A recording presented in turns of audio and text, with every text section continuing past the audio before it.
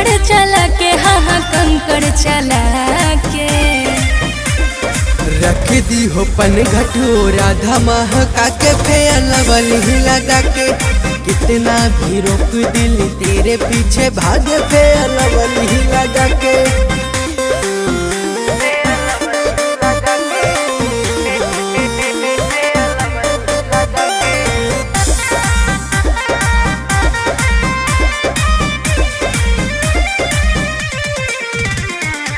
डर से ना तेरे मैं तो पन घट पे आऊं, माथे पे मैं काना बिंदिया सजाऊं।